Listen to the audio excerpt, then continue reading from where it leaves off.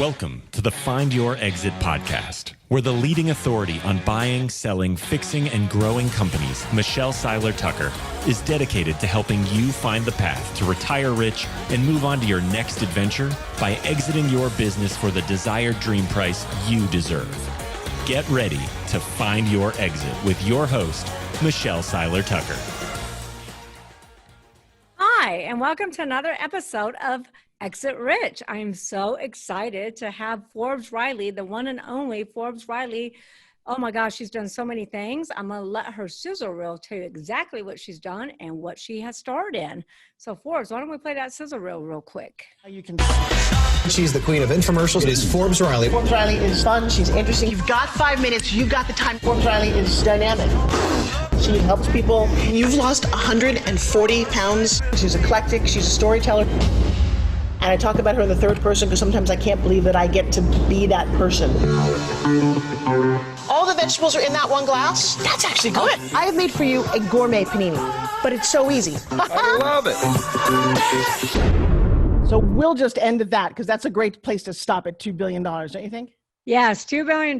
So that means you've sold over $2 billion worth of product, Forbes?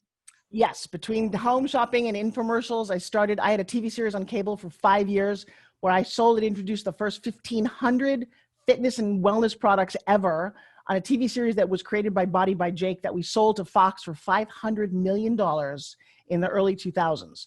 And then between 28 years on home shopping and 189 infomercials.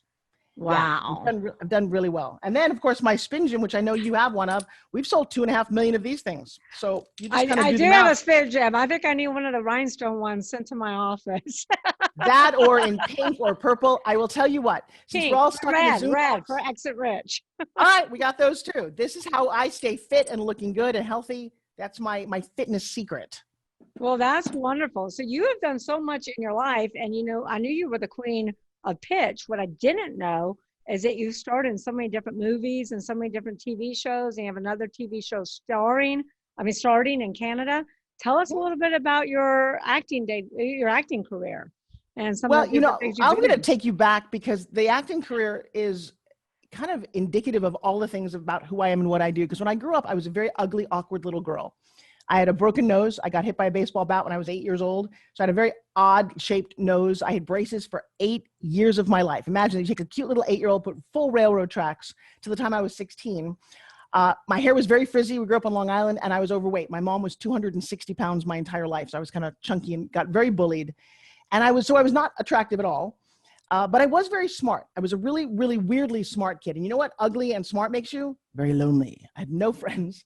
I spent a lot of time hanging out with teachers. I built a computer when I was in 4th grade with my dad, who was a magician. And we were truly the definition of the fairly odd family. Oh my gosh, you sound like Steve Wozniak, who built a computer when he was like in 4th grade. Yeah. Well, that's just it.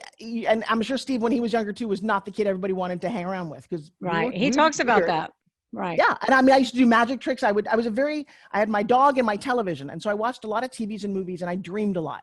Well, you fast forward to my life now, and because I have because I spend so much time dreaming, I'm really good at it. I dream in color. I dream to get things at exactly what I want. I've never had to have a job. I've traveled all over the world. When I was little, I wanted to be James Bond, not a Bond girl. I wanted to have the cool gadgets, go to romantic places, wear awesome clothes. I wanted to be him. And I'll tell you what, that is how I've lived my life. It has been an awesome life because that, in my mind, was what my life was going to be. And the difference is when you have friends who will tell you what you can and cannot do, I didn't have that. Even when in my first trip to Europe, I was 20 years old. I had a little bit of money. I found Europe on $20 a day. And I said to my mom, I'm going. And she's like, who are you going with? I'm like, nobody. I've got my camera, my Walkman. I don't need anybody. And that was a really odd thing to do. I left for 6 months with no one. And I was fine with that. So what happened though was in school, we did a lot of plays. And I always auditioned for the school. In fact, my high school, we did 6 plays and musicals a year. I auditioned all the time. And I got chorus or townsperson number 3. My characters never had names. They didn't sing songs. I was not what anybody would have picked. But in my mind, I kept thinking, wow, what does it take to be, vicariously to be the star of Anne Frank or in the musical Carousel? And I knew the 2 beautiful girls who were that lead, and I never got any of those. I go off to college to be a lawyer. Mm-hmm. Now, actually, there's a little side road here. Wow, I did not know that either. Oh, well, it's been a life well led. So I am at high school, and my dad, who is an engineer, he creates printing presses and does magic on the side and likes to fly airplanes. We didn't have a whole lot of money, but we were a really fun, functional family. And he slipped one day and had this horrible accident that ripped off the whole front of his palm. Oh. And he spent 3 years in a hospital, 15 different operations to try and rebuild his hand. And you want to talk about broke? He was our sole breadwinner. So I know what it's like to live with absolutely no money, but definitely have your dreams. And that's a lot of what I did. And came to be my senior year, and my mom says, kiddo, I don't know what to tell you, but you're the top of your class, but we have no money for college and you have no scholarships, because I didn't do any extracurricular activities besides, plays and see my dad in the hospital. And then she says to me, but there's this pageant. I'm like, Mom. She says, no, don't worry. It's not a beauty pageant. Thank you, Mom. Actually, it was the Miss Teenage America pageant on NBC with Bob Hope.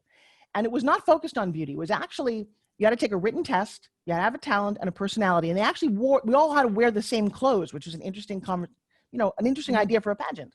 Mm-hmm. And so I went to the local one with my dad in his big bandaged hand. And I remember thinking that one of these 500 girls is going to be on television with Bob Hope. And I thought, that's going to be me. I could do this. Now, you have to backtrack about a couple of months before this. When I was talking about the beauty, not beauty, my dad's doctor overheard what we were talking about. And he actually offered to fix my nose. I had my first nose job. I was 15 years old. And it was really bad. It was, I couldn't breathe. It looked horrible. I have photos if you can see them online. And he fixed it. And something really magical happened. And in a weekend, I got kind of cute. Mm-hmm. Really, it had to do with my nose. The braces came off. I had this smile. The nose had a little cute thing to it.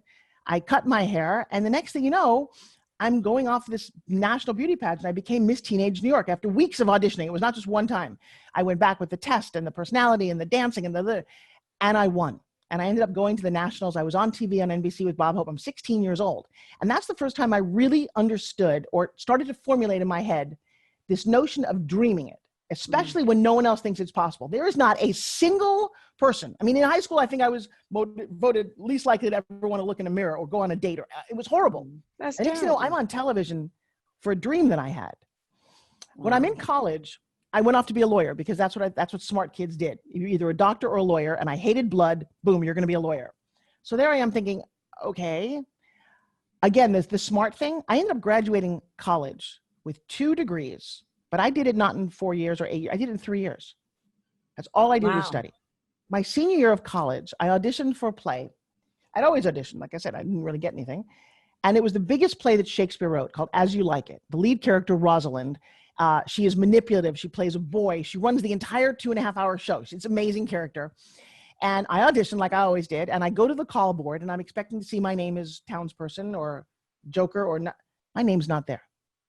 And I had that moment where I thought, it's all I really wanted that. But all right, not right for me. So who got the big role? I go to the top and bam, there's my name. And I was like, I'm sorry.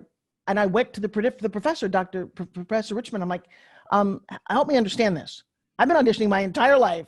Now when I'm going to go off to be a lawyer, I get the lead in like the biggest play Shakespeare wrote. And he sits me down. He says, I don't know if you know who you are. I'm like, excuse me? He said, you have this passion, this power, this depth that's well beyond your years. You are my ideal Rosalind. Now, here's the crazy thing. Professor David Richmond was 100% legally blind. He couldn't see anything that everyone else had been focused on. And when he told me what he told me about who he knew I was, it was because that's the essence that he heard in my voice, in my energy. And I did the play, got rave freaking reviews. And I called my parents and said, Mom, Dad, I love you. I'm sorry, but I'm not going to be a lawyer. I'm going to go to New York City and be an actress. And they're like, what? I'm like, I'm going to go do this. And they're like, well, we don't have any money to help you. And I'm like, that's okay. I'm going to pursue this dream. And I get to Manhattan and I found myself, I get a job as a social secretary living in a massive major mansion with the W.R. Grace family. I didn't have to pay rent. I said I work part-time. They loved that I was doing soap operas. And I landed the lead in my very first feature film called Splatter University. And you can see it. Splatter has a huge cult following. It is a slasher movie made back in 1982. And I play the lead. That's awesome. Yeah, well, it is. It's amazing. I didn't tell people about that for a very long time, though, because it's a slasher movie. I had a rule in my own head: no nudity and no sex and no nudity. That's kind of what I wanted. Oh, 50 Shades of Grey was out. Well, let me tell you something. Now I would have totally done that. But back then, as a beautiful young girl, you get offered certain things. You don't want to do those things. Then I got my second lead in a film called Splits. I played a kind of bad cheerleader. And nobody, this is before social media. Nobody had heard of any of these. The funny thing was, I didn't really know how famous I was until Facebook came out. And in fact, I didn't think I was famous at all. In fact, I was worried back then, before Facebook, if anyone was going to show up to my funeral. When both my parents died and I have no real family, I thought, who's going to know if I die? No one even knows me. Well, Facebook launches. Not only do I have 1.8 million followers now, but Splatter University has its own page. My character, Julie Parker, has her own fan club. People interview me all over the world wanting to talk about Julie Parker. I'm like, that was like 40 years. I just turned 60. That's 40 years ago for me. You look amazing. Well, thank you. But I will tell you, and I'm not blind. Well, and I love you, Michelle. But I'll tell you, the problem with being an actress with a slight ego problem, and I didn't have enough ego. I was a very shy kid, is that you get rejected all the time. You'll go up for 4 or 5 auditions a day. I don't know how many job interviews you've ever been rejected from, but imagine getting rejected 5 times a day. Yeah. Even if you I've get never been rejected. Plus, I've been an entrepreneur almost my whole life after Xerox. So. Well, but the difference is, when you're rejected as an actress, it's personal. Yeah, it's not about your smile. It's about how you look, your weight, your age, your eye. Doesn't matter. Yeah. And I worked on Broadway, but now I'll tell you a little secret that I never shared before recently, because I didn't want to get caught. Okay. But I had a tough time finding an agent. So very Me Too-ish. I remember one of my agents that I wanted to, our first meeting was in a hotel room for lunch, and he chased me around the room. Back then, no one talked about those things. And it was very hard. So I didn't have a great agent. So at one point, what I did was I opened up an agency called Creative Management for Artists, CMA. And I hired a woman named Lindsay Maxwell, and she was unbelievable. You know why, Michelle? Because she was me. Oh. I pretended to be Lindsay, and I would go, yes, Forbes is a wonder. And I booked Forbes Riley all over the freaking place. Are you kidding me? That's hilarious. No. I love that. And I never told people this. I didn't want, now that I'm 60, I don't care. But I didn't want to get caught. I didn't want to have people go, I just did it. And I worked all the time. Wow. So you were booking yourself as Lindsay. I love that. Not the first out-of-the-box idea I've had. Right. I then, in my 20s, also created a company called Strippergram.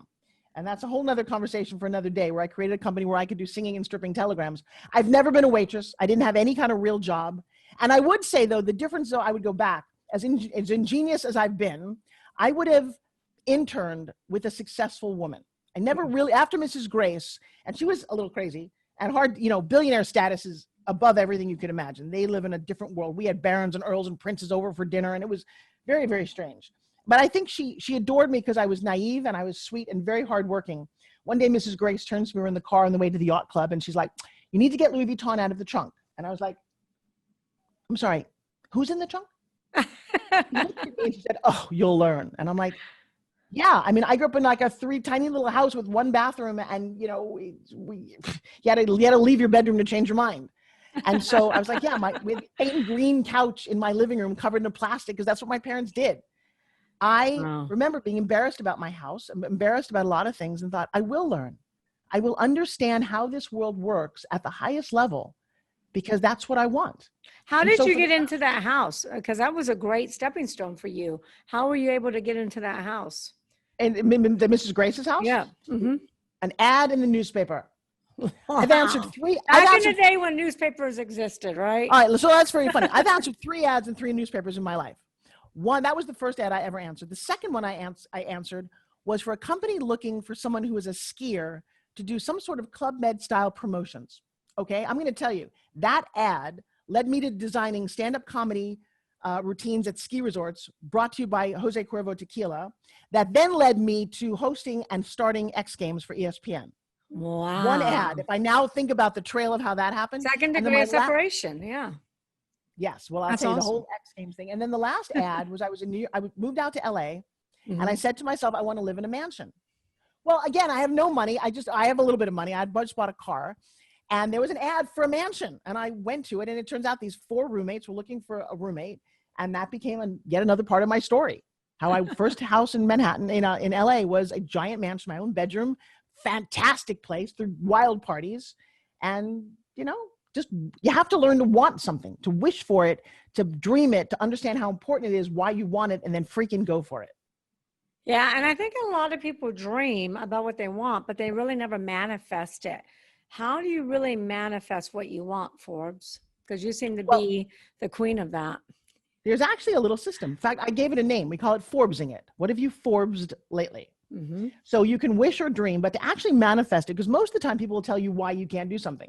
Mm-hmm. I don't have enough friends to tell me that I can't do something. So my dog was always, he believed in me. We can do this, right? Yes. And so, I mean, literally, when I delve into some of the details of some of the stories, you're like, wow, how did you get to do that? So the first thing you have to do is decide what it is that you want. Mm-hmm. And I call this, actually I have a book about this. I have a very nice little book about this called The Grubhub Theory. Well, hey, call Grubhub. Yes, ma'am, what do you want? Well, I'm hungry. Can I get some food? Well, yeah. What do you want? Well, I mean, what do I want? I want a hamburger. Oh, no, wait, I had a hamburger yesterday. Maybe I want Chinese. Well, no, Chinese is, ma'am, will you call us back when you figure out what you want? And Grubhub hangs up on you. That's what most people do with a dream and a wish. You think about it willy-nilly. You don't take much action. You can't even describe it. Last night, I have a webinar I do every Sunday. I ask people, what's your dream? Well, I want a business that does this. I'm like, really? That's what you want? You know what I want? My dream is to sit on a beach in Bali because my business runs itself. I want more money. I don't know. Here's $1. There's more money. Well, no, that's not what I wanted. That's what you said you wanted. More money. You didn't say you wanted $10,000 a month in residual income. That's a different conversation. And I'm going to tell you, you don't even have the courage to ask for that. Even try saying it. Often I go, well, I think I want. That's the difference. You got to manifest it. It's free to dream. Most people are crappy dreamers. Hey, Grubhub. Yes, ma'am. What do you want? I want a Caesar salad, extra chicken, croutons on the side. Bam. 15 minutes later at my door, Caesar salad, extra chicken, croutons on the side. How did they know? Because I told them. Most entrepreneurs live their life like if they went to a restaurant and go, hi, waitress. Yeah, no, have the chef make whatever. I'm just hungry. What? I didn't know what I want before I get to the restaurant. Yeah. I know that I'm going to have a salmon. I don't want the starch. I want extra vegetables. I want salad dressing on the side and no dessert. I don't even need to walk in there before I know what I want. I watch people spend an hour going, oh, it all looks so good. What is that, your last meal? So learning to get what you want is starting out by just asking for it. And be specific. It's all about being specific, right? And then the second part of that is, why do you want it? If I hear one more person, I want to help people. I don't even know what that means anymore. We all want to help. That's what anybody does. The lighting, your water bill, when you pay that, it's because they helped you with everybody helps people. What do you want? Why are you doing this? Well, you know why? One of my students finally said, why is she doing what she's doing? She wanted to be a speaker and help women. Know why you're doing it? It's because you were raped as a kid when you were in elementary school by your brother. Your house was horrible to live in, and you want to help serve women who have no voice because they've also been tormented. That's a why. Mm-hmm. I want to do this because I watched my family. I watched my dad struggle so hard for so long and never take enough vacations and not enjoy the life that they were given because they were afraid the pipes would break on their tiny little house. Mm-hmm. You know what? My dad was also an inventor. I'm very passionately committed to helping inventors get their dreams out to the world and to understand structure. I also was overweight. Well, that's horrible. When you live in a body that you're not comfortable with, let me tell you something. I will show you how to eat. I have a program. I redefine the word diet. This is how passionate my whys are.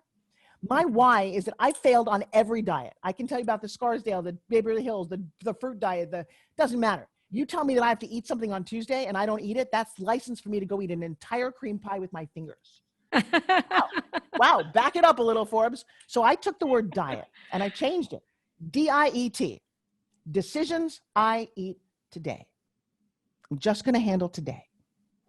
If I decide, and I'm going to make a deal, I'm going to find an accountability partner and write stuff down. If I tell you that I really want to lose 10 pounds this month, then I'm going to put money online. And if I don't lose it, I owe you $2,000. Well, shit, you know what? I'm going to wake up tomorrow morning. There's no choice about how good I'm eating. I don't want to lose the $2,000. So I set things in place for people that they don't have to play by the old rules. Diets do not work. Diet mentality doesn't work. But I'll tell you what, you do this 3 times a day for 5 minutes, watch your arms, I have abs. That's my abs. Just kidding. So it is about, why do you want something? And when you get to the root of why you want it, you'll walk over hot coals and through fire to go get it. Otherwise, it's just a dream. It's just a wish. And then you have to keep, dreaming it, visualizing it, like you said, in color, visualizing the end game, right? Visualizing, you being 10 pounds lighter, whatever it is, whatever your goal is. Envision yourself being in that movie, being the lead role, right? You have to visualize that. Yes, you do. I have a beautiful man in my life who is a world Yes, champion you physique do. model. Well, there's a couple of things. I actually dreamed him. I actually said on my list of things that I wanted when I was single that I wanted someone who looked like he walked off the cover of a romance novel. Not a joke. That's exactly what I said. And on my vision board, I had pictures of wonderful famous couples like Cindy Crawford and Randy Gerber, or Laird Hamilton and his wife, or Tom Brady and Giselle Bundchen. And I said, I want to be a power couple. Now, I'm 57 years old when I said this, but I very clearly had it in my head. And I kept talking about it and thinking about it and visualizing and doing all those things that I know to manifest things. And I'll tell you what, I didn't have to go on Tinder. I don't go to bars because I don't drink. But one day while I'm doing a spin gym video, my videographer says, hey, do you want to meet a 2-time Mr. Arnold physique champion? I'm like, okay, we're in a hotel room in Vegas. It's like 6 o'clock at night. And he walks in. Now, the interesting thing is I didn't even think twice about it because he's 17 years younger. And he actually showed up with a fitness model. And I'm not a cougar. I'm not going to, it's like, okay, great. We spin gymmed. It was nice. I left. The next morning, he posted a picture of us that we took and says, wow, I really like this woman. I'd love to know more about her and her energy and maybe do an infomercial with her one day. And we started talking. For 3 months, we talked online. And I still didn't really get it. I didn't even imagine that he would want anything to do with me. Can that sound familiar to any of you? Somebody's maybe too good for you? But he was so sweet and so nice. And then one day he came out on his motorcycle. He drove 4 hours from Vegas to California. And he gets off his bike. He is stunning. He's a former Chippendale. He is it looked like the Chippendale movie guy who just took his helmet off. I'm like, he's there in all this black. And I'm like, huh, okay. And I'm thinking, okay, hopefully this is going to be a nice weekend. But that's all. He walks over. We sit down outside. And he sits down next to me and takes my hand. And I looked at him and I said, what are you doing? I mean, he made me blush because like I said, I'm kind of shy. I'm like, what are you doing here? And he said, I'm not very religious. He said, but something told me that you need me. Wow. I'm sorry, what? He said, yeah. He said, I left my girlfriend of 14 years, who's the mother of my daughter. And if you'll have me, I want you. Okay. It's funny as I'm saying that. I'm like, okay. Then we take beautiful pictures together of the first week that we were there. And people start going, wow. So Forbes, are you fucking your trainer? I'm like, excuse me? What? Yeah, he's only after you for your money. And I was like, oh my God, I'm delusional. Oh, you're right. That's why he's so nice. Now, doesn't take any consideration that he is that nice. But all of a sudden I started hearing these things and people were really rude to us on social media. And I thought, and for a year, I tested him and I pushed him and I'm like, you're here for the money, right? Because I'm not that rich, but I do well.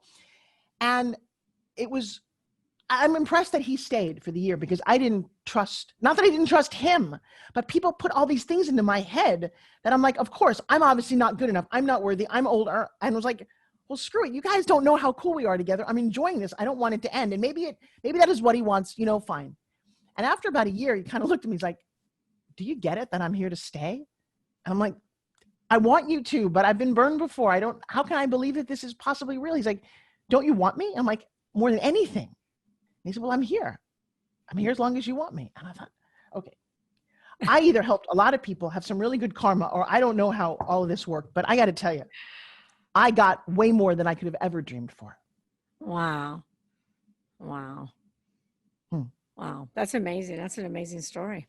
Well, but the point of the story really is that I do this thing called breakthrough, Michelle, where I help a lot of people break through things that are holding them back. And odds are everyone's got something in their past that's really everybody does. Yep. Right. But I can fix that. I have a technique. I have a couple things I can do. I'll do something on you if you want. It's fascinating.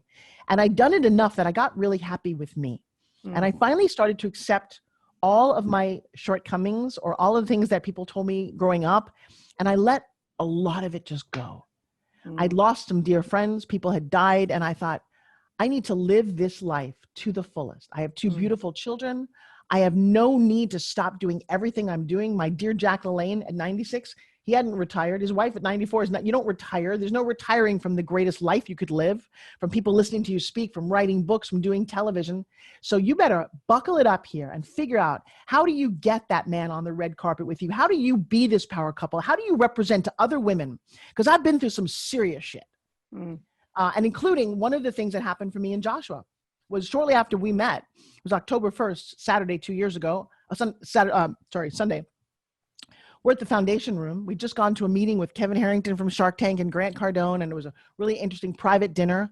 We go out to the balcony of the foundation room of the Mandalay Bay Hotel, taking a beautiful picture of the two of us, and we start to hear pop, pop, pop, pop, pop, pop.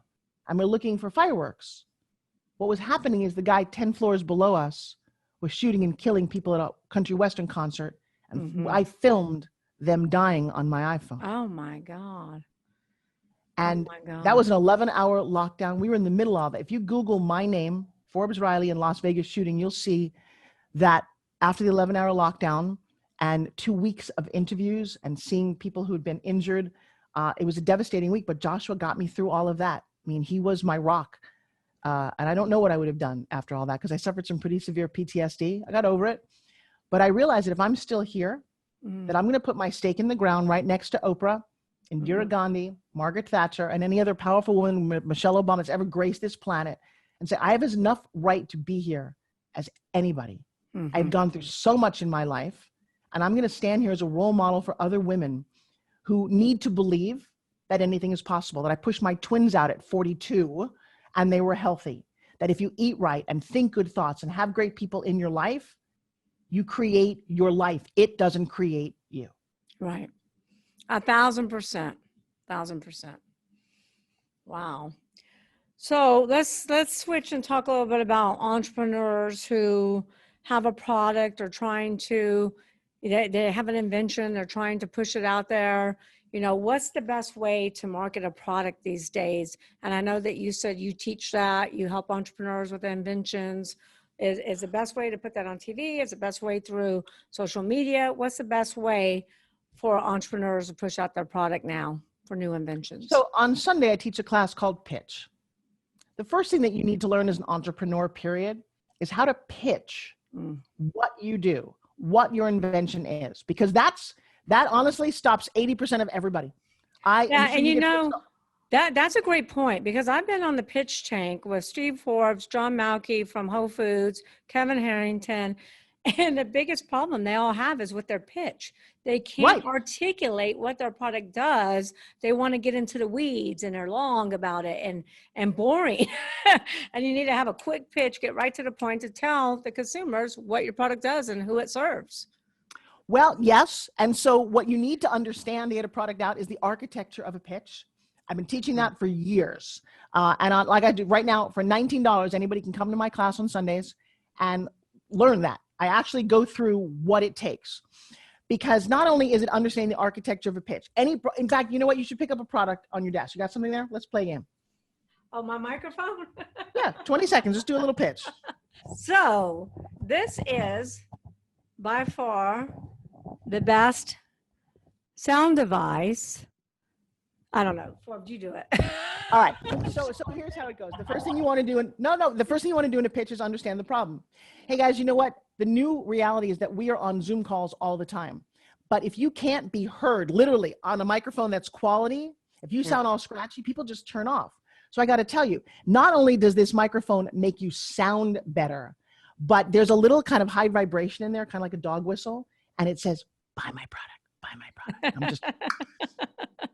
So the first thing that you need to do is to understand what the problem is. Oh my goodness, there's a red stain on the carpet. Oh, I have the stain remover that cures that. So you've got to always set up a problem. Most people don't do that. They just start out talking. Second thing you want to talk about like I did. Well, because you know what? Because you're not in a pitch framework. Right. And it comes down to that I think you're always pitching. You pitched me to be on your show. Oh, yeah, there's two things. You didn't pay me, so you pitched me. Somehow you coerced me, said I found value in this to be here. And that's what we do all the time. So the weird thing is you'll pitch to go to your favorite restaurant, to see your movie, to go, sometimes you don't get what you want, but you pitched it, right? The problem is when people hear the word pitch, well, now pitch your product. Well, hey, I've got this. where did you become this used car salesman? So a pitching, I've done 189 infomercials, and in my infomercials, I don't yell and scream. I talk just the way I'm talking, but I will tell you that the product that I've got is going to solve your problem. The next thing you want to be very careful of. So notice I'm not even talking about the product. The product is irrelevant to me and irrelevant to most people. This is the problem with inventors. You think you invented gold. Well, no, you didn't. You invented the next product, and everybody's got a widget or whatever it happens to be. And the problem for most inventors, and don't do what I did as well, is fall in love with your invention and think that what you've got is the greatest. And I do. So I'll tell you what. So here's an interesting thing about Spin Gym. When I launched Spin Gym, nobody wanted it. And I was on a TV series on Discovery, and they kind of proved a point. But they were also men, and they had no idea what it is that I was going for. So Michelle, do me a favor, lift your arm up like this, pick your arm up, and do this to the back of your arm, and imagine you're in a sleeveless shirt right here. Oh, I just froze. Isn't that funny? Yeah, you froze. Right here, just touch the back of your arm. Touch the back of your arm. Do you like your arm? Is it good? I do, actually, because I do work out every day. I do the climb. Well, there you go. Would you agree with me that 90% of women don't work out every day? And Of don't course. really I would say probably 99% of women don't work out every day. So if I took my sleeve off, I'm going to show you that it's 60. I have got this insane, beautiful arm. I do this 5 minutes a day, this exercise. The way that Spin Gym works, because it rotates at 125,000 RPM, not a resistance band, not a dumbbell. And Michelle, as much as I love that you're working out all day, I'm going to work out right in my little Zoom box. I'm going to release some tension, and it works so fast. And I'll show you the video of that. And that's what I do when I pitch it on TV. So imagine this. On Home Shopping, I would sell 10,000 of these in one day. My best day, I sold 64,000 of them. Wow. And nobody could touch it. So it came down to what? Not the product, but the pitch. Right. I had a thermal image of how fast your body heats up. I had a testimonial from a 70-year-old woman who said, this is the best thing ever. She said, because of Spin Gym, 70 is the new 40.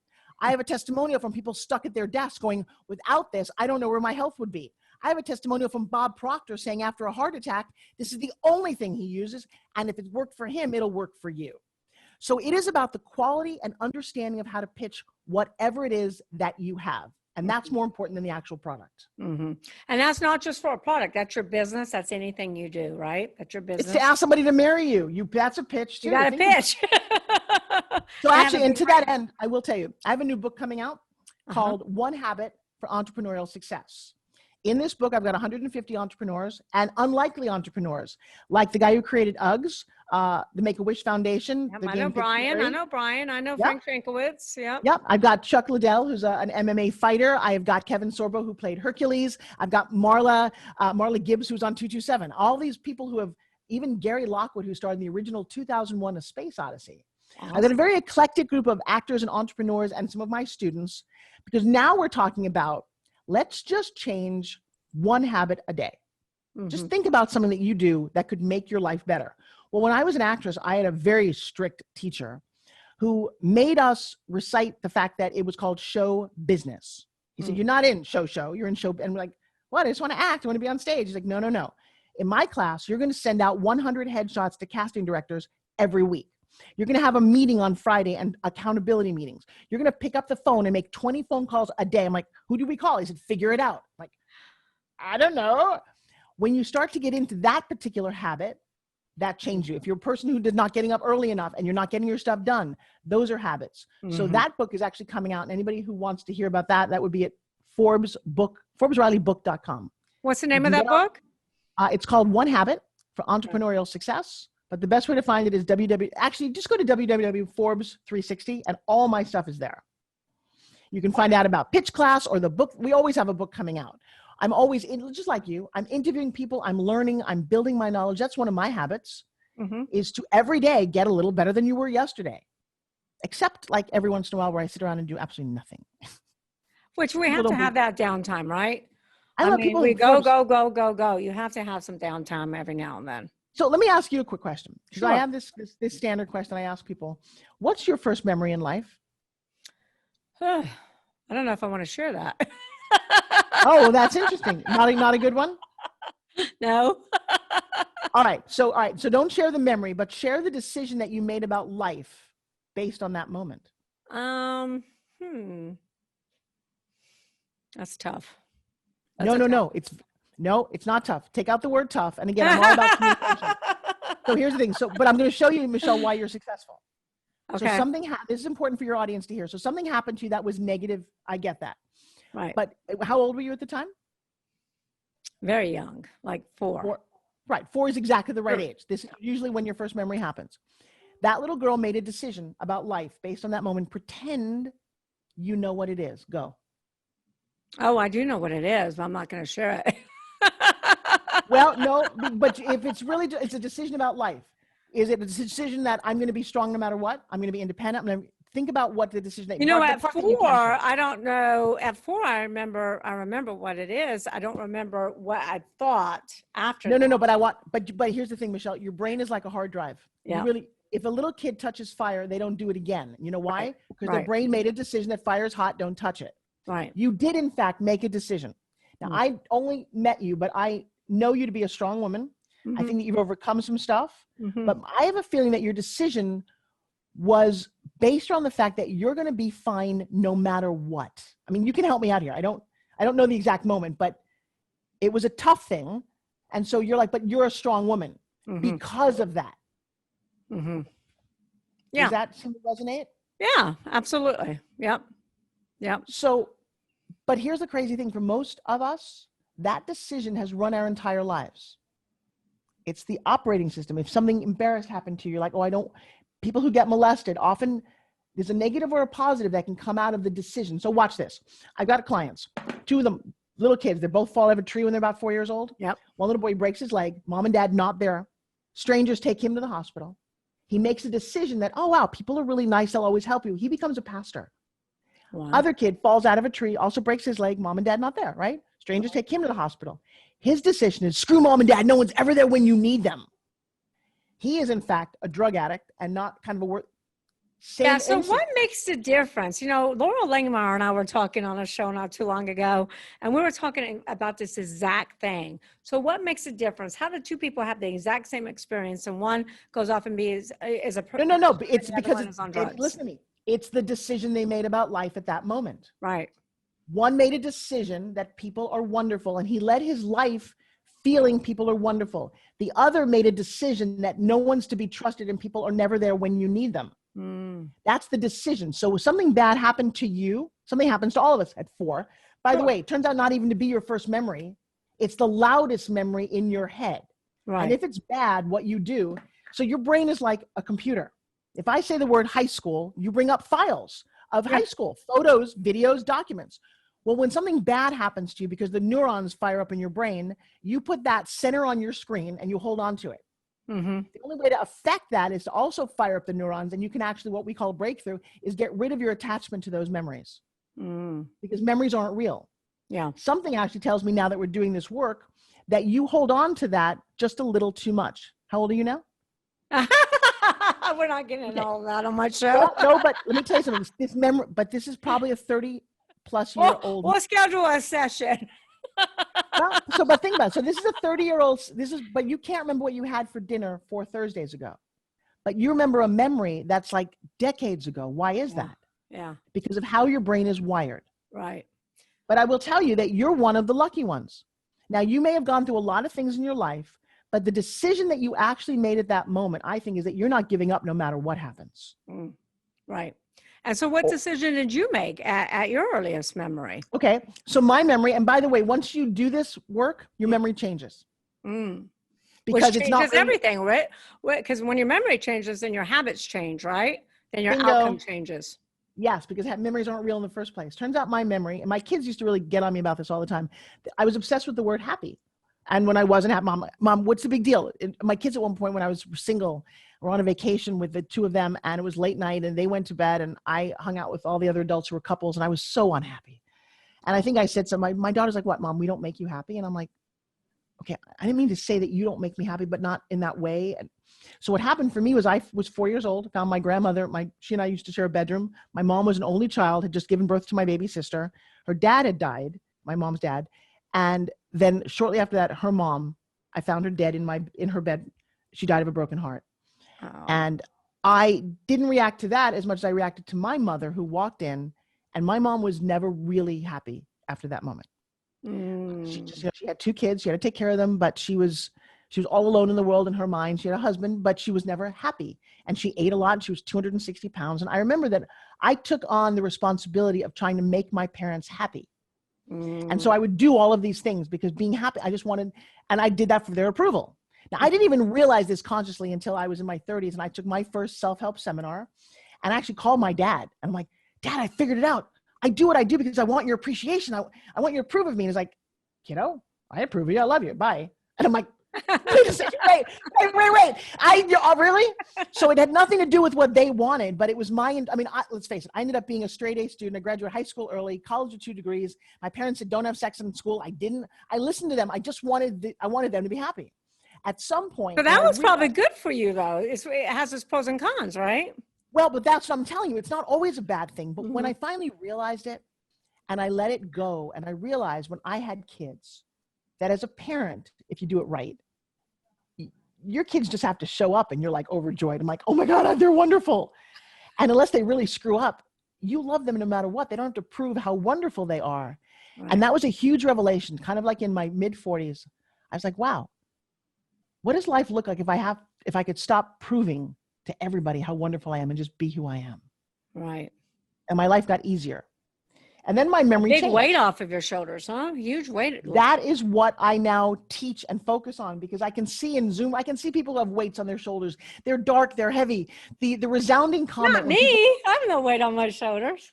No, I will tell you what, that's because you have figured out something. Somewhere along the way, you took a negative. And I'm going to tell you, I'd love to get, no, but a lot of people have a negative, my girl, who don't ever get over it. Mm-hmm.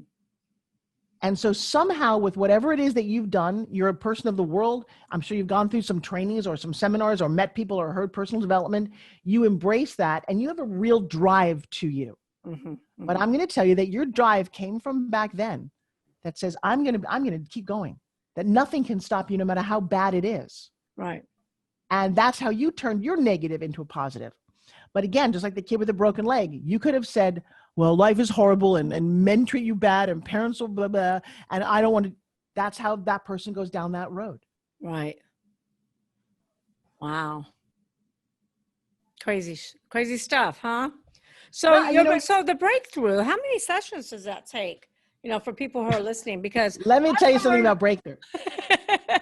I do, it's a 2-day training. I have 12 people per training. When you're done with 2 days, you are done. You need to come and hear some of the crazy testimonials. Do you imagine you could release all the weight and all the bullshit that's just in your head? And we're talking rape, molestation. We're talking being told that you are not enough. And here's the funny thing. It doesn't have to be traumatic. Your decision about life can be traumatic, even if it wasn't. Right. One of my guys. It's all about reaction, right? It's all about how you react to something. And here's what I call it. Basically, we recall what happened. We light that fire up, right? Then we rewire it. We show you that that's a decision. You wouldn't let your 4-year-old drive your car, would you? So don't let your 4-year-old drive your life. So we recall, we rewire, and then we reboot you. And literally 2 days, and you are good to go. You will see life differently. Everything will look different. And you have a group of people that you did it with. I don't like doing privates anymore. Because, by the way, my privates last 20 minutes, and I never want to see you again. One time. If I could write the book, and I probably won't do it, but actually a book called Freud and Jung Had Their Head Up Their Ass. Get off the couch and into your life. Secrets therapists don't want you to know. That's a great title. So Tony Robbins does this as well. What's the difference between what you do and what he does? Because he always says, I look better in a skirt. You're dead. What's that? I look better in a skirt. You got that right. I'll tell you what. Tony is the only other person that I've ever met who does it publicly. Yep. And the big difference between Tony Robbins and me is that he's a man and I'm a woman. I've sat and I love Tony's stuff and he's brilliant. And so am I. And so do both. Because the truth is you're an onion and you've got a lot of layers. And even if you get rid of something, odds are something else will come up. It's not the first time the only time you've ever been hurt in your life or suffered mistrust in your life. And so I would, as a study or a human of this world, enjoy every opportunity to get better, to grow, to learn. You don't, just because you went to the best restaurant in the world doesn't mean you're not going to have dinner tomorrow night. So I always think about motivation, about feeding your soul. I have read everybody's books, whether it's a Jay Shetty or whether it's Tony or whether it's Zig Ziglar or whether it's, I studied on ashram for a year when I was in my early 20s. I understood all of what it meant to do seva, where you're literally chanting and eating only organic, healthy food and not talking. I love all of these things. Why not? It's the people who get stuck in one little rigid belief, think that's it. No, go and learn and open your mind and expand it to opportunities. Travel the world. See what other cultures are. You'd be surprised how many people never get out of the United States and have all these opinions about the world. They've never seen the world. Right. Try talking to somebody in a completely different language. Trying to get food when you're in China and you can't speak the language. Oh, I've done that. But doesn't that change who you are as a person, expand your horizons? Absolutely. So I love Tony to pieces. And Tony is typical, as my daughter said. She's like, why when I hear speakers, do they all, lived in their car and had a horrible life? Well, because Tony, like me and other people, have suffered enough, figured it out, and now want to share it. Tony talks about living in a 1,400 square room apartment. His mother used to beat him and no father. I get it. He figured stuff out. Tony's committed to feeding the world because he was really hungry as a kid. I'm committed to getting the world fit in their bodies because my mom suffered. She was 260 pounds. I bought this woman that I love more than anything in the world, a year-long membership to a health club. Because I'm like, baby, if you don't fix this, you're going to die. You've got diabetes. You've got this and that. You just need to move. We get to the door of the health club. I've got a year-long membership, very expensive. And she's not going in. I'm like, Mom, let's go. She said, I can't. I'm like, yes, you can. She said, I can't. I'm like, I'm sorry, what's with the can't shit? What's going on here? She said, I can't. I thought I could. I got down here. I'm not going in. I'm like, and then I had to stop for a second. This is where, as the salesperson, you got to stop thinking about what you need for them, what they need. And remember, it's about what they want. And I said, well, Mom, what's going on? She said, look, they're all fit in there. They wear the right clothes. I don't want to sit on the machines and feel uncomfortable. I'm going home. And it was at that moment that I stood in the parking lot crying, going, what do I do for her? And then what I do for her and everyone else is I make products that you can do in your home. Because there's a whole group of people in this world who don't want to go around gym rats, don't want to be intimidated, don't have the money, but you deserve to move. And we all have the right to love the body that we've been given. And I teach a thing about permission to freaking love yourself. Take your clothes off, like I have done many times, and go, wow, see that little belly thing there? That represents 2 7-pound twins. And you don't get to say that you don't like it. You get to say, I love that. You don't get to say that you don't like your thighs, which are little cottage cheesy, because the chick in the wheelchair would give anything to have your thighs. So stop saying that you hate your body or you hate the wrinkles. If you don't get a new car. This is the car that you get for life. But you can tweak it. You can feed it better. You can take it out for an exercise. You can get it massaged and buffed. You can do all kinds of things. Do those things and stand in front of the mirror and just say, I love you. Right. I love you. You're perfectly imperfect, and I love you. And I love your goofy. And anything you don't love, then fix it. I whitened my teeth the other day. They weren't. If this is the way my nose looks, going, I love my nose. This is it. It's the only nose I'm going to get. These are my fingers. And when you love this body, it loves you back. Right. If you don't, it gets dis-eased.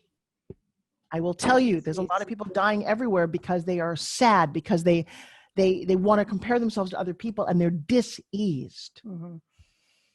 A body not at ease. Right. Amen. Some great stuff. So we got Slim Jim, and you said that you also have supplements as well? I do. I have a whole line of products called Forbes Fuel. That is actually coming out a little later this year. Only been private. Yeah. And the big news, hopefully this works because I can get into the border in Canada, but the way you architect your dreams.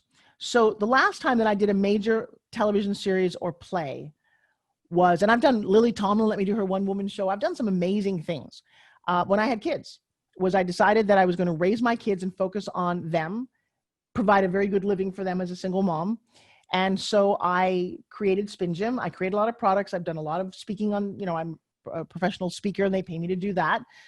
But I didn't do theater, which I love because it pays $400 a week. Now to some people, that's a lot of money. Not when you're trying to build and get a college education funded. And that's what I did for 17 years.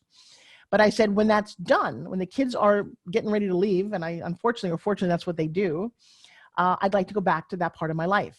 And I put that out as a dream. Okay.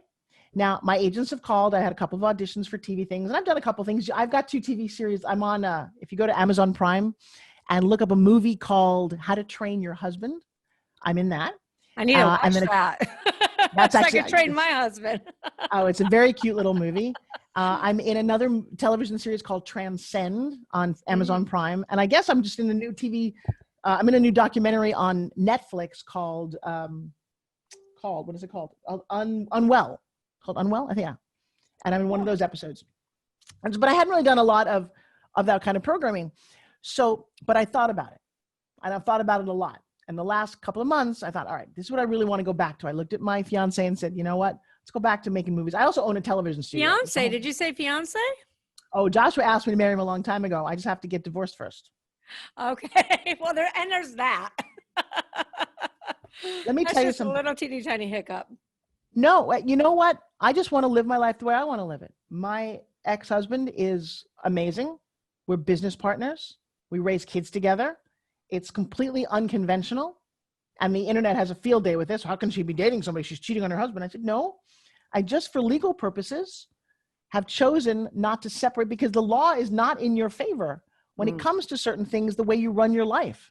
And we own businesses together and we're great business partners and we're great parents. Because you don't want to live with that person anymore, I think we need to start celebrating the divorce or the separation as much as we celebrate the wedding. Oh, I just met somebody, I'm getting married. Everybody throws gifts at you. What the fuck? You don't even know that. Okay, great. There's no qualifications to get married.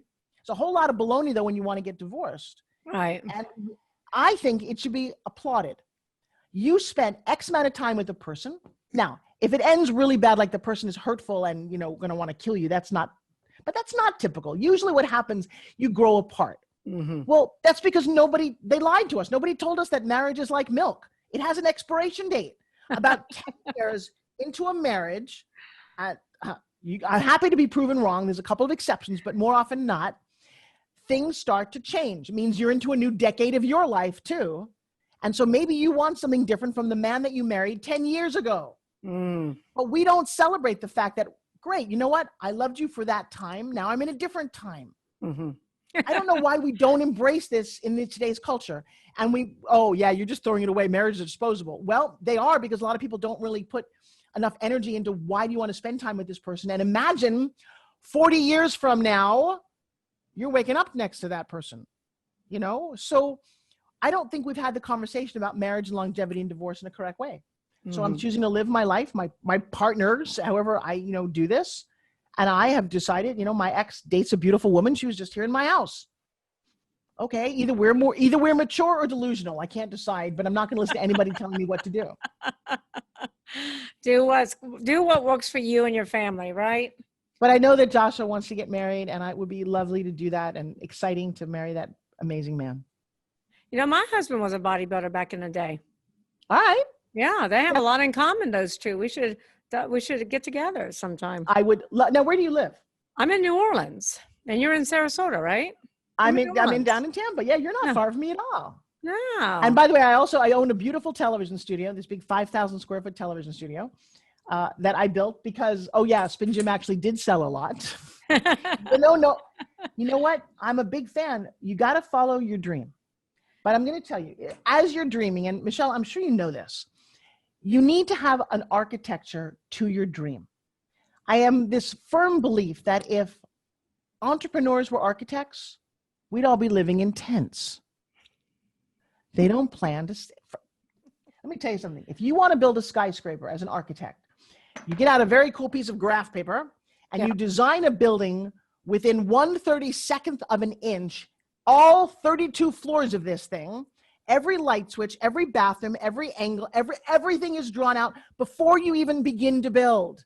Right. Then you take this imagination dreaming thing and you actually make a paper model of it to see if it will. That looks good. Oh, maybe I should tweak this. Then you give it to a structural engineer who looks at it and says, oh, no, that's not going to work. Wouldn't it be nice as an entrepreneur, an inventor, you gave it to somebody that, no, that's not going to work. Nobody wants that. Very often, nobody does want it. However, in our world, I would not have invested in the Chia Pet or the Snuggie. Those were $100 million companies. So maybe, 99% of ideas never make it out of the incubator. That is correct. Well, because they don't even architect them right. But then they run with this idea for 10 years of their life that's never going to go anywhere. There is no real plan. Oh, what's your business plan? Oh, I don't really have one. Sorry, what? You don't really? How can anybody see your vision? Oh, well, and then they start to talk. Talking is not pitching. What my goal for the next 10 years with people, stop talking, start communicating. Right. Get your point across, get what you want, and then move on. You know, they do the same thing with books. They go and write a book, and they'll spend 3 or 4 or 5, 6, 7 years writing a book. And then I'll ask them, well, what's your outcome? What's your ROI? How are you going to ROI it? How are you going to monetize it? What's your end game with your book? And they're like, oh, I have no idea. I just want to write about this because this is about my life, or this is my story, or this is what I went through. But nobody really cares. You have to figure out a way to monetize that and ROI that. This is why people like you and I have podcasts and are out there. Right. But I wasted so much time because nobody told me either. I didn't understand how to do all this. You know, what I love about what you're doing, especially exiting companies, is I get way too attached to what I built. So what is the strategy? How do you exit a company? How do I let something go and walk away? Yeah. So that's most sellers. Look, the only time a business owner is comfortable with letting go of their business is if it's not doing well. If the business is failing, then I have no problem letting go. So that's everybody's biggest hurdle to overcome. And it really takes a lot of hand-holding. You know, we sit there, meet with our client. We really have to begin their beginning strategy before we can plan their exit strategy. So before we can exit out of their business, we have to decide what they're going to do next. It's kind of like empty nesters. You know, you raise these kids, they leave your home, they go to college, and you're like, oh my God, what do I do with the rest of my life now? What do I do in this big house?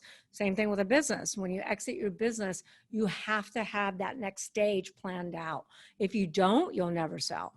You'll never exit. Oh, that's interesting. And that's what we do. We sit there and we work with our clients to help them come.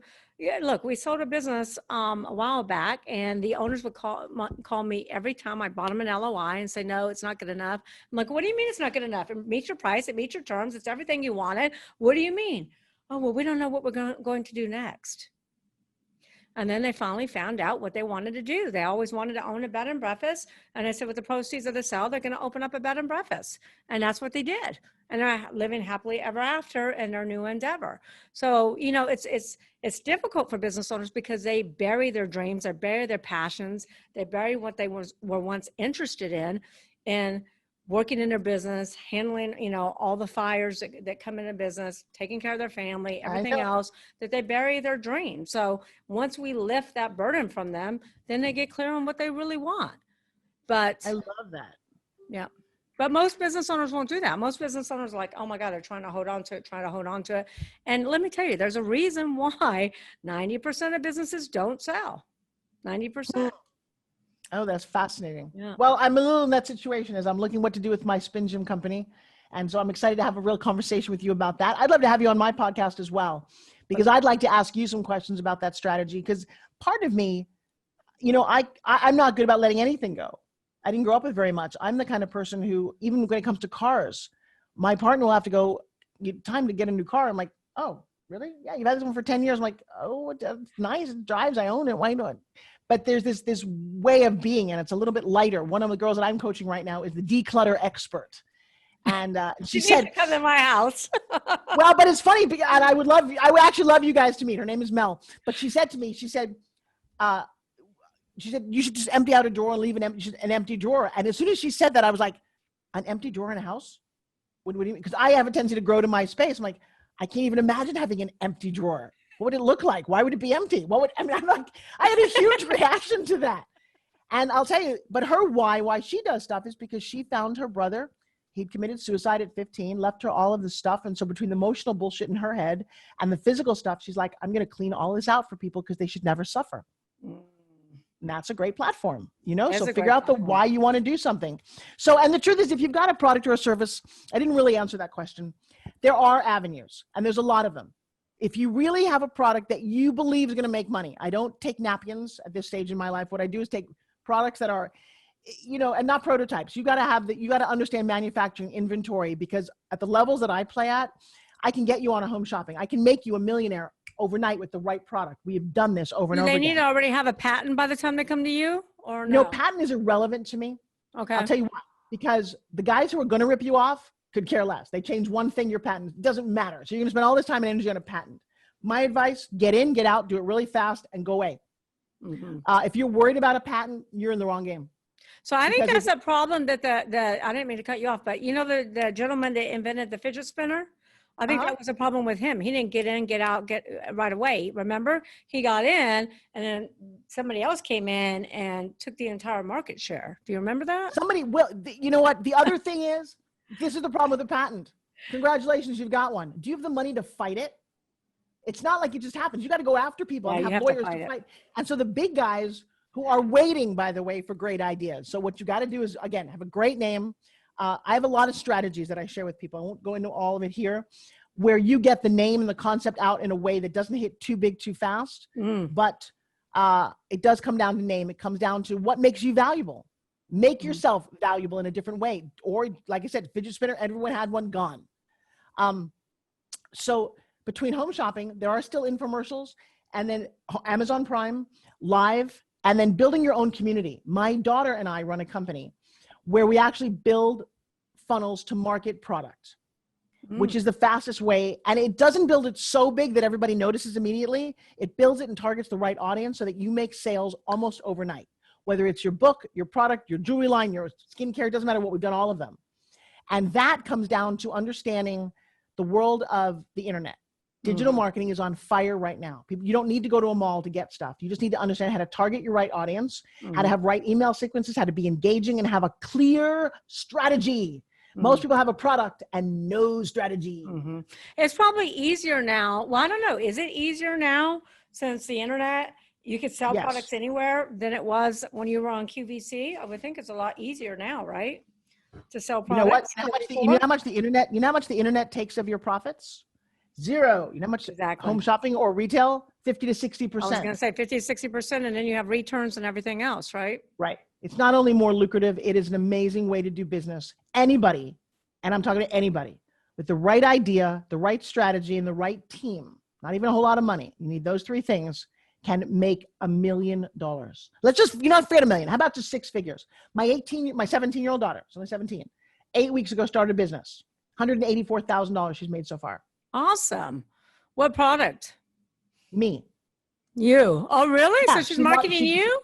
She created my coaching program. She markets it. She built the whole back end, the whole email sequence. I show up, I teach what I teach. Now, here's the crazy thing. So you're like, well, I don't have a Forbes in my life. Yes, you do. Become an affiliate. So an affiliate, we actually offer 100% of my first program. Literally, if you invite someone to that first class, you get the 100% of that. And then every time they buy anything else in my world, I send you checks. So now I've created an army of people who are also making money with no products selling me. And it doesn't have to just be me. My products are successful, but you can be an affiliate for anything, but you got to learn the strategy of that. I need to talk to you about Exit Rich. My book. Say what? Absolutely. You are on the back cover. Your testimonial is, I think we have like 30, 35 testimonials. You're on the back cover with men. You're the only female on the back cover. So yes, you need to help me market the book. Oh, well, I will tell you what, there is a very, very clear strategy to that. And nowadays you don't have to wait I have spent so much time and energy wooing my agents or wooing PR companies and paying them retainers. You don't need any of that. You need to get educated, and it's not hard. In fact, McKenna teaches a class. She teaches a training called Marketing with McKenna every Thursday. This 17-year-old's got almost 200 students in her class. That's impressive. Yeah. Wow. Well, I'll tell you what. This little shy girl with a broken nose who said she was unattractive has really done well for herself. Thank you. The only thing I'm sad about, and as you heard that, I could hear my mom. They're both gone 20 years. And I still would love to make them that proud of me. I think I am. I'm sure they are proud of you. Yep. I'm sure they are. That's the goal. And now I got two beautiful kids who are looking at me, boy and girl twins, who are like, Mom, we need you to be successful and happy, whatever it is that makes you happy. And so my daughter, during COVID, because they're stuck at home, has focused her attention on building my company and building me to get what we think is the dream. We help a lot of people. And it just ignites her to no end. In fact, we're confused right now because she was going to be applying to college. She's got good enough grades. She's looking at Harvard and Berkeley and USC. And now she's like, Mom, do I have to go to college? I make too much money. Wow. Or maybe she can go to college and do entrepreneurship at the same time. Why not do both? Why does it have to be one or the other? And you know what? There's great entrepreneur schools out there like High Point University. where Dr. Nito, you know Dr. Nito Cabane, right? He's a High Point. He's a president of High Point University, and they teach entrepreneurship. Well, that's an interesting conversation. We might have to see about that. She's got a company. She's got 4 employees right now. She's 17 years old. She runs my company. I'm like going, I don't want you to go anywhere, baby. I like this. She's first has to finish high school. I don't think it's, I have a 9-year-old and I'm teaching her about entrepreneurship.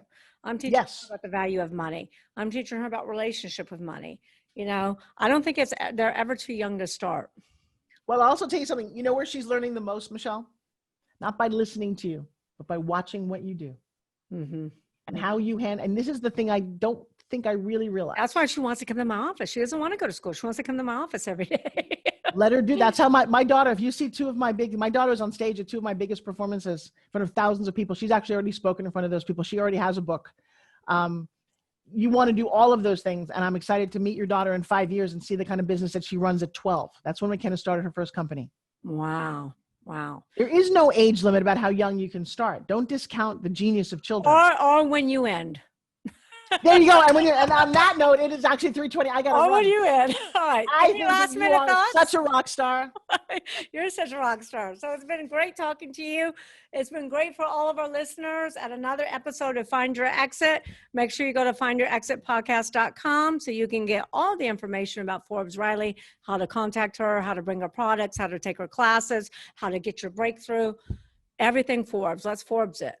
Why don't we all go Forbes it? Michelle, I adore you. I got to go exit rich right now.